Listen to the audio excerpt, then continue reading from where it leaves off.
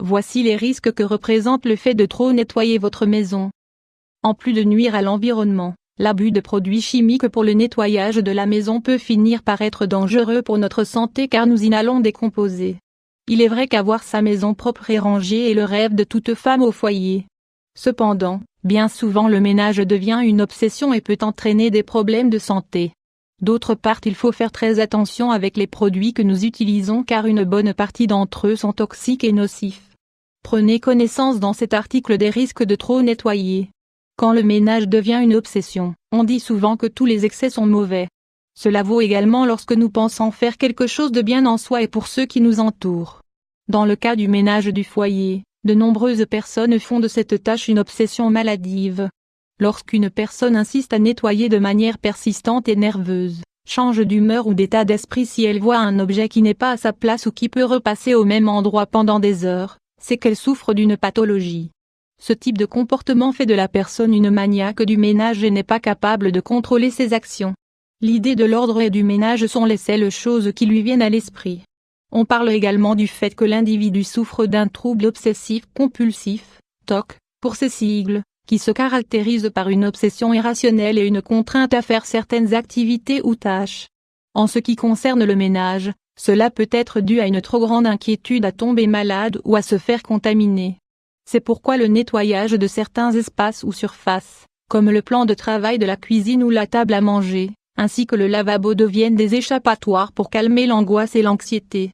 Lorsqu'il existe une obsession pour quelque chose, c'est que la pensée est altérée et que de cette manière, certaines actions se répètent de manière persistante. Dans de nombreux cas, la personne ne se rend même pas compte de son problème ou ne veut pas le reconnaître. Il est nécessaire de prêter attention à certains signes qui peuvent nous indiquer la présence d'un trouble obsessionnel lié au ménage. Quelques indices que nous ne pouvons mettre de côté sont: passer des heures à nettoyer les sanitaires, ranger les objets au millimètre près, nettoyer la cuisine à chaque fois que quelqu'un l'occupe, ne pas pouvoir dormir si quelque chose n'est pas à sa place.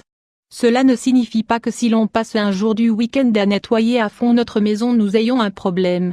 L'obsession commence lorsqu'en nettoyant nous passons à côté d'autres activités comme, par exemple, profiter du jardin en famille ou aller au théâtre.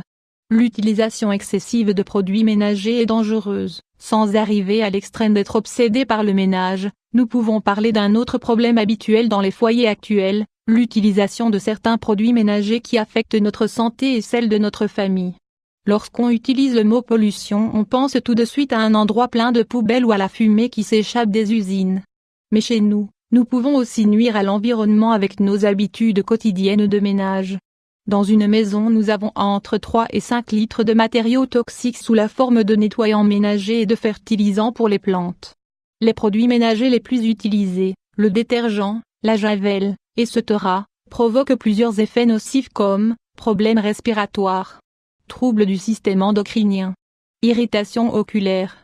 Les produits nettoyants polluent l'air de l'intérieur des maisons, qui peut parfois être 5 fois plus nocif que celui de la rue. De plus, les cas d'éruptions cutanées, de nausées et de brûlures provoquées par ces produits ne sont pas rares. Alors qu'ils sont supposés nous aider à nettoyer et à désinfecter.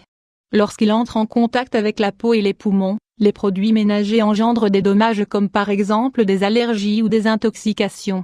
Nous ne pouvons pas oublier les lessives pour les vêtements, qui passent à travers l'épiderme et dont nous respirons les substances lorsque nous portons nos vêtements.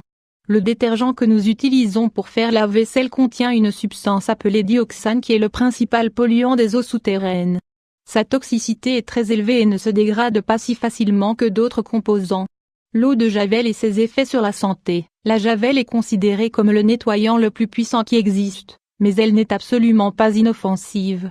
Découverte en 1774, on peut l'utiliser pour blanchir certains matériaux et, comme elle est soluble dans l'eau, on l'utilise dans le nettoyage de la maison depuis des années. Le pouvoir antibactérien de la javel, chlore ou lavandin, est très puissant. Cependant, au lieu de penser qu'elle est notre sauveur au moment de tuer les micro-organismes qui nous rendent malades, nous devons nous rappeler que son utilisation à long terme affecte également notre système immunitaire, car elle ne sait pas différencier les bonnes bactéries des mauvaises. De plus, la javel produit des brûlures sur la peau, une irritation des yeux et des muqueuses, des réactions respiratoires et une diminution de la pression d'oxygène dans le sang. Elle est surtout nocive pour les enfants de moins de 12 ans, chez qui elle augmente la possibilité de souffrir de sinusite, pneumonie ou bronchite. Comme si tout cela n'était pas suffisant, le chlore ou la javel déséquilibre l'environnement et contamine les sols, l'eau et l'air.